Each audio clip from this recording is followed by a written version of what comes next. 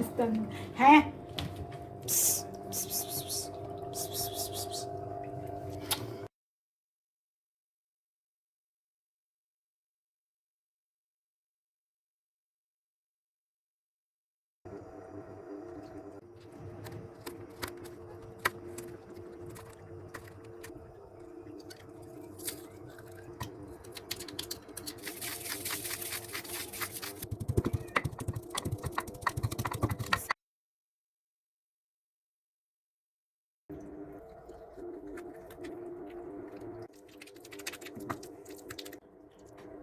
صباح الخير، عاملين ايه؟ يا رب تكونوا بخير.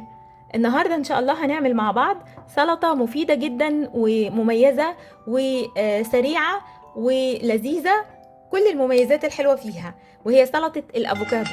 مكوناتها رائعة، بتحتوي على مضادات اكسدة ودهون، بس دهون صحية مفيدة جدا للجسم، فتعتبر حارقة للدهون رغم كمية الدهون اللي بتحتوي عليها، بس هي دهون صحية مفيدة للجسم جدا.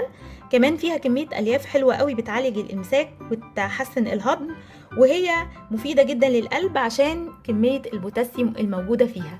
يلا بسرعة نشوف هنعملها ازاي ومكوناتها ايه عشان ما اطولش عليكم. أول حاجة عندي هحط كده قرن فلفل حراق. لو بتحبوا الحاجة مشطشطة، مش حابين خلاص هنكتفي بقرن فلفل كده عادي، وخصوصا لو كان عندنا أطفال احنا عايزينهم ياكلوا من السلطة الجميلة بتاعتنا دي لأنها مفيدة جدا.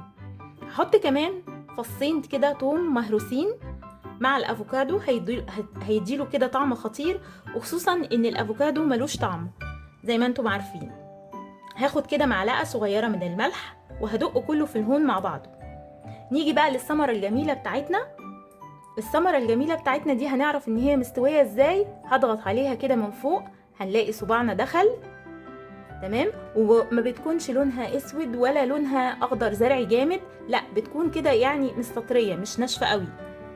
تمام كده. هقسمها كده بالنص بالسكينه، وبعدين اضغط عليها بالشكل اللي انتم شايفينه ده عشان اطلع البذره، وهاخد كده المعلقه بيها الثمره، هتطلع معايا بمنتهى السهوله طالما هي مستويه. هدق بقى كله في الهون، وبعدين هضيف كده ليمونه كامله. الليمون عندي هنا حمضي، هيديني كده طعم مزز خطير لسلطة الافوكادو بتاعتي. الليمون هنا مع الثوم مع الفلفل نكهات مختلفة هتخش كده على الافوكادو تديني طعم لذيذ ليه. بس كده تمام.